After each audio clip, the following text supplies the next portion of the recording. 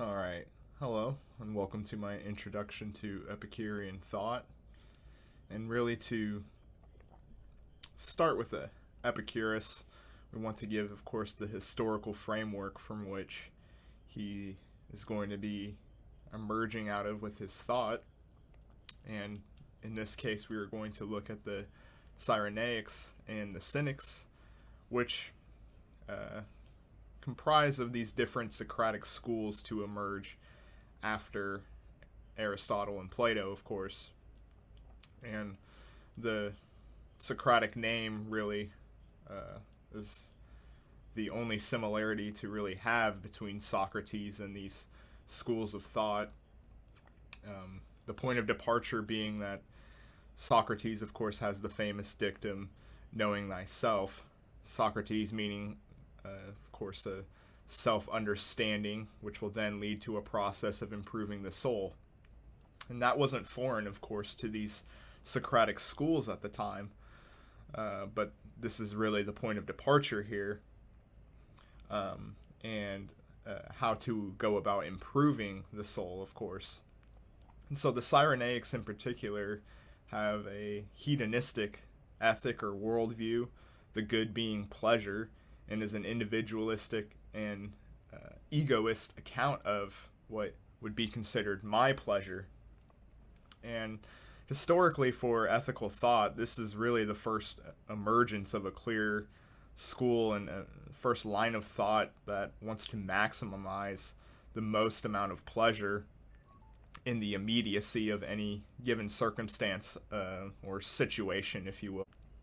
And for the Cyrenaics in particular, this could be seen, of course, as the extremist hedonistic view. But how did they get this from Socrates' dictum of knowing thyself? And the purpose of knowing thyself is to understand what will give you joy or pleasure. And if you can understand that, then of course you can go about its pursuit.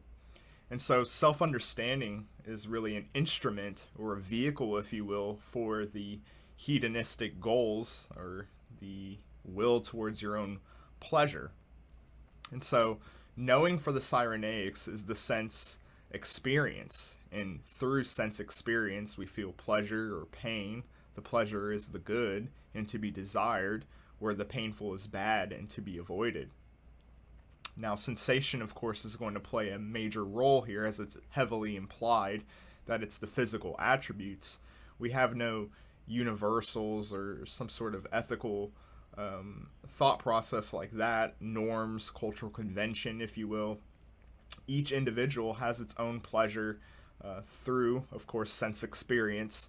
And once they understand it, then they will get a leg up on understanding themselves and what's pleasurable to them and what their pursuits could be.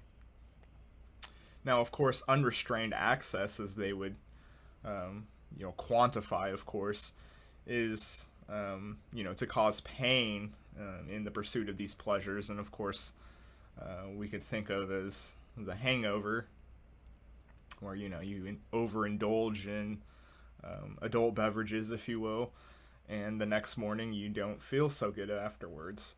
This is, the unrestrained access that they're warning about here, where you'll actually cause yourself pain in the pursuit of that pleasure. So they're going to advocate then for a self-mastery of themselves and overall the environment that they take part in, and to ultimately be reasonable. And this is a means to the best maximum pleasure that you could possibly have. This here is the case with Aristippus of Cyrene out of North Africa, which of course happens to be the location that the Cyrenaics are going to rise out of themselves. Another thinker that we could connect here is Hegesias, who, while he has a hedonistic worldview, he also adopts a pessimism of life. The maximum amount of pleasure for him is the absence of pain. We cannot make a surplus of pleasure, and so therefore the happiest to be, the most pleasurable, is to have no pain, or to minimize it as much as possible. And so this sort of thinking actually is the hallmark of a philosophy of suicide. And of course, when you're a teacher who has such views, you tend to actually lose many of your students. Now, of course, this idea of a philosophy of suicide, or really just the existential crisis or a pessimism of life, is going to, of course, be picked up in the 20th century with the likes of Albert Camus in France, and the existential movement that goes on there. And we see today, culturally, of course, with the media stories that have come out about a sort of state-sanctioned suicide and people who have been signing up for this. And I think you can trace back here with the idea of, minimizing pain, could perhaps still reign true, all these thousands of years later with people who are seeking to escape pain, really. It's not about pleasure. I don't think anyone finds the idea of their own suicide as pleasurable, but it is, in the case of, jumping out of a burning building, the alternative to pain. These people clearly are hurt in such a way that the alternative is to minimize it. And I think that sort of line of thought could, really be traced even to today in 2026, as we're, seeing culturally with this discussion that's arising in the West of people who are seeking these sorts of services. As I had just alluded to a moment ago, the Cyrenaics really are the beginning of this hedonistic ethic. And perhaps when people look at Epicurus, for example, and they misattribute some of his philosophy, we could say that, they're looking at Epicurus with this view that the Cyrenaics actually had, where they're far more extreme, or at least in the beginning of this hedonistic ethic here in ancient Greece. Now, of course, the Cyrenaics are eventually going to be absorbed into a more moderate hedonism of what's eventually going to become Epicureanism. Now, of course, the two main individuals to really get this thought process going is Epicurus, of course, as in the name, and the Roman poet of the 1st century, Lucretius. And he has a work called The Nature of Things. And ultimately, The Nature of Things is an extended philosophical poem revolving around a mechanistic worldview that builds out of it, many different theories, a theory of sense perception, and a framework with ethics and politics to really match that worldview. In later editions, of course, it would be called The Nature of the Universe instead of The Nature of Things. It still, encompasses many different ideas, as you would, get suggested from such a title. Now, the poem itself is an attempt to systematize what Epicurus was doing in the 3rd century, really. And now to turn to that, with the Greek term ataraxia, and the term atarasso is to trouble or to knock around. And this was defined really as the freedom of pain and freedom of the troubling of the soul, to not be waved around by, troubling things around you in your environment.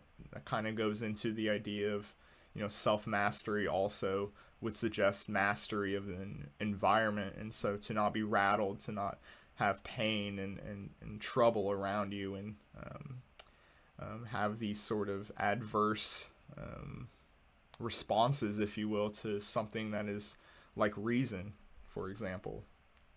And it's also been said, interesting enough, historically, that Epicurus devoted to a moderate hedonism out of his own necessity, out of his own perception of having a stomach ulcer illness.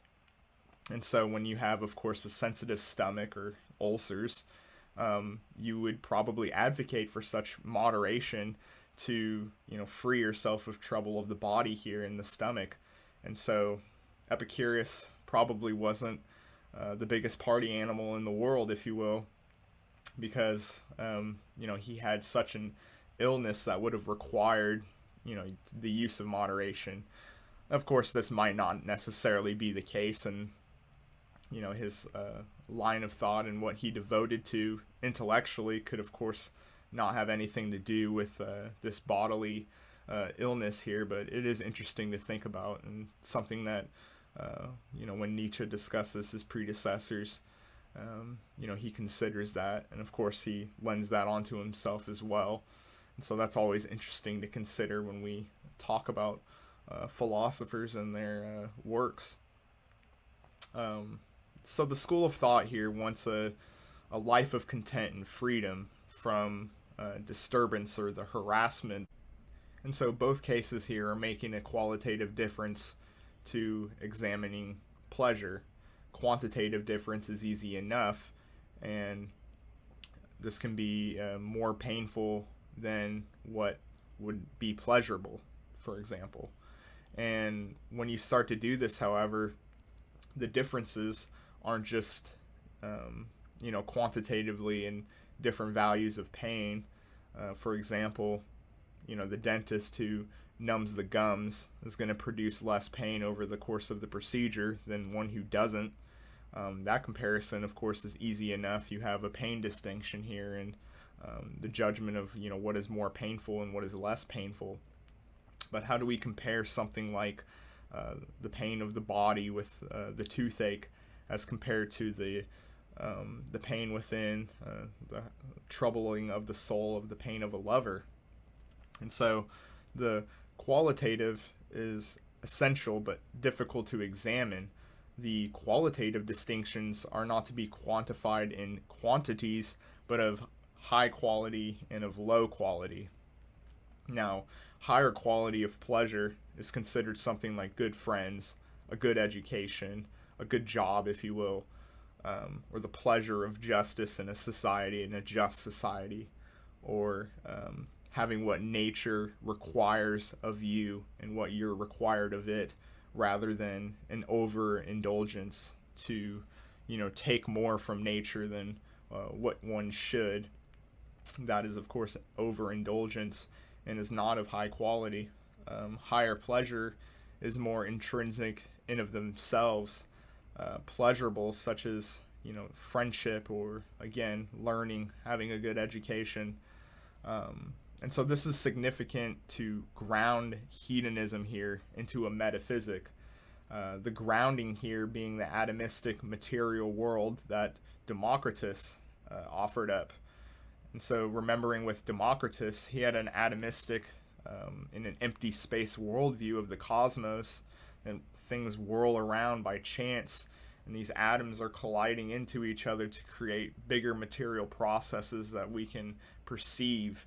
And one particular difference, though, between Lucretius and Epicurus, though, is instead of a cosmic vortex, we have the adaptation of an empiricist view that everything is always falling.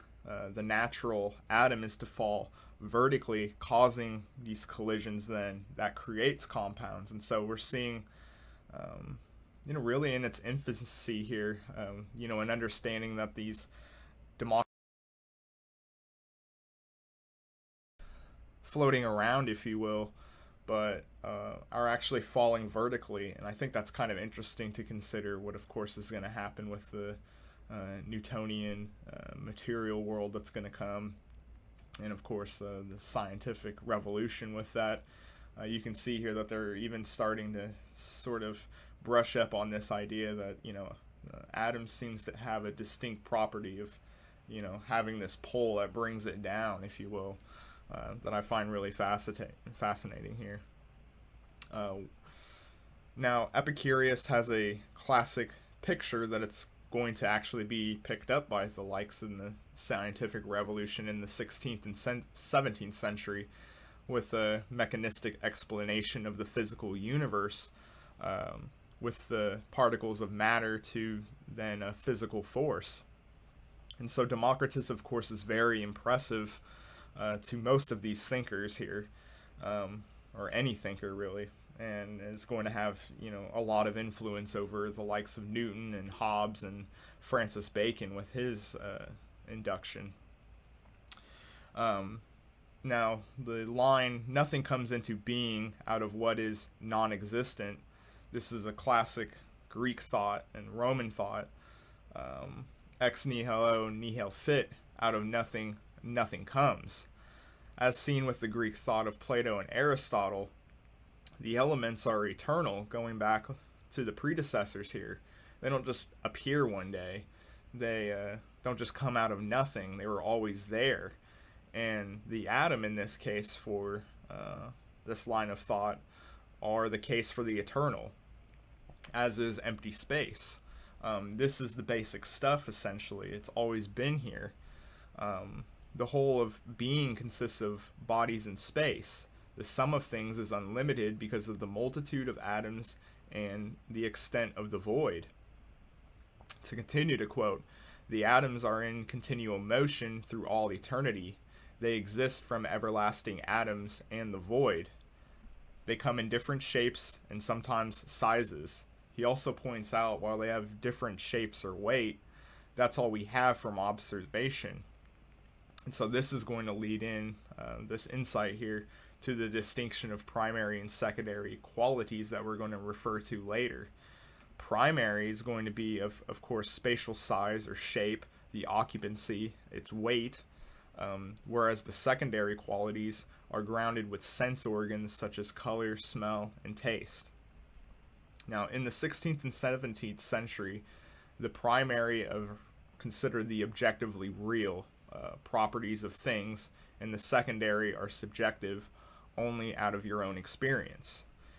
But in order to assert this, however, we must have a theory of sense perception. So how does sense perception work? Where are the secondary qualities able to be subjective?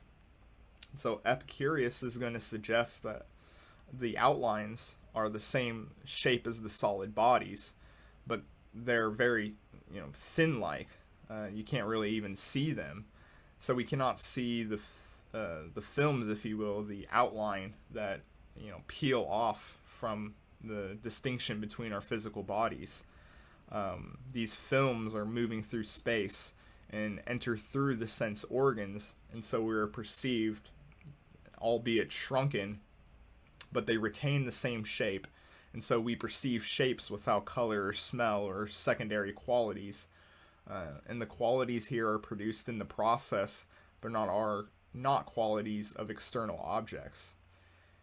You'll find this later, actually, with the John Locke, that secondary qualities are caused by physical stimuli in conjunction with the brain or physical apparatus, and are produced subjectively and ultimately have no objective reality, however. Now, empty space is unbounded in every direction. The atoms fall vertically in space, but how do they actually collide to produce any possible changes or compounding, if you will?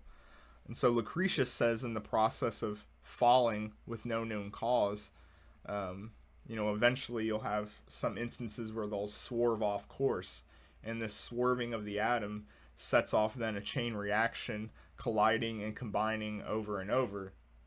So nature then is indeterminate and has an element of the unknown or an unpredictability to it. Not everything is uniform, as you might suggest. There are, incidences where atoms swerve off and cause things that perhaps aren't as predictive as you might have guessed. And then there's some level of chaos, really, to that, with the swerving off of atoms that were supposed to fall in place, but then create different chain reactions now. And so what happened, before is something of an accident now becomes, a changing in everything around you. And so the causal indeterminacy given to us is really human freedom. And the gap in the unbroken causal chain, the indeterminacy of it, gives for the free act or unpredictable results in this universe. And turning to the soul, The soul is composed of the smoothest and roundest of atoms. We have a material view of the soul here, and with that we get the idea that there's an irrationality really that's scattered over this frame of the human body, if you will, and within the soul, within his chest or her chest, is the rationality, and that's where the feelings of fear or joy come out of. The soul is physically composed and pervades the whole body, giving it the vital spirit. The soul, the small round atoms, escape the body, and this is going to, of course, play into that there's no credence really to immortality. And so this is then to give his account of pleasure. If the atoms are smooth and round, then you have an easy mind state, a satisfactory soul, if you will. Whereas if they start to become jagged and they aren't smooth and cohesive, then you have pain and you have trouble in the soul. And so you have an association here with the smooth and the roundness of the atoms give off of a soothing sensation and pleasure. And so he has a physiology here that's going to underline, the meaning of pain and pleasure through, dysfunctions in the body, which will also affect the soul as well. And so now we ask, what is reason? Reason is an activity of the mind or soul caused by physical processes that organize experience. And with that organization, you have a naming process that gives way to being able to organize it. Now turning to language, it is purely conventional, as is words for its usage.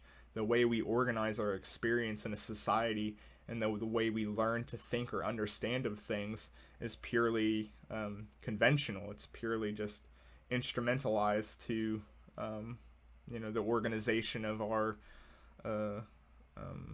given experiences. And so, as Mike suggested, then our scientific understandings are going to be conventional ways we discuss them, and this view has been held through, of course, scientific history. And turning to his final piece in a letter to Herodotus, he talks, of course, of death. And as we talked earlier about the soul leaving the body doesn't live on. And if there is no life after death, then to worry of one's death need not cause trouble in the mind. If there is no life or afterlife, we have no pain in the body when the soul leaves. If we have no pain in the body and no trouble in the soul, then how could death really be any trouble to us? And so turning to his views on justice, he has an individualist pursuit, an individual pleasure, regardless of what happens to others, but it's then turned or morphed into a refined hedonism to be able to have pleasure. Would be injustice if it caused pain to others. So you can individually pursue, of course, your pleasures, but if it impedes on someone else's will to pursue their own individual pleasures, then that's injustice. To give pain to others is an injustice. The benefits in social enjoyment requires pleasurable consequences are to be assured and stable. So when we do have a society that isn't acting proper in their individual pursuits, then justice and a just society is going to be able to contain those, or at least be able to let them detonate in such a way that it doesn't destroy and cause as much pain as it would if you didn't have a society there to sort of keep it in place. So turning to justice, natural justice is an expression of expediency to prevent from harming or being harmed by another. There never was an absolute justice, but a social contract or an agreement that is reciprocal in its conventional agreement. Injustice is not in of itself an evil or intrinsically evil, but really the consequences of, people who might not understand that their individual pursuits can cause pain onto others. It's simply a consequence. There's no real morality or ethic to it.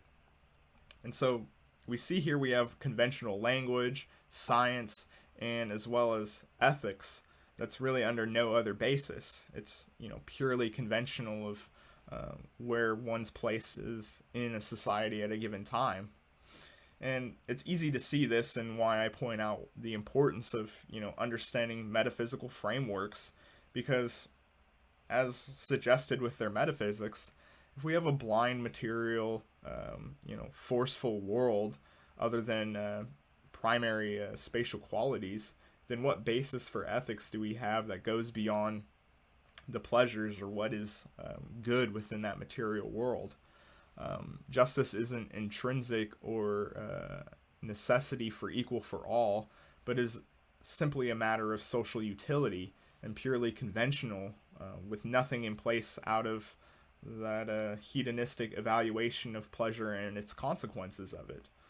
And so this is ultimately a systematic account of hedonism by Epicurus and, of course, Lucretius. And we will again see this reemerge in the 17th century with the likes of Thomas Hobbes. And so that certain metaphysic will, and of course with Hobbes and the scientific revolution, you see that reemergence of the material world. With that, you're going to have that same ethical framework also come back. Of course, there is some exceptions once in a while, but you usually have that hedonistic ethic and a material metaphysic that comes along with it rear its head over and over again in the centuries. And this isn't, a mistake. I think, as I've demonstrated here, through that understanding of a material world, causal chance, if you will, then simply the pleasures or the distinctions really of those material beings in the world, or situations, if you will, are going to be evaluated, purely off of what it is demonstrably or instrumentally valuable, whether it's good or bad. And so with that, I think that really puts a bow on this video of our intellectual discussion of Epicurus and some of the thought processes that came before him that, led to him in his worldview and philosophy. I hope you guys enjoyed it, and I'll see you for when we start with the other schools with the Stoics and the Cynics.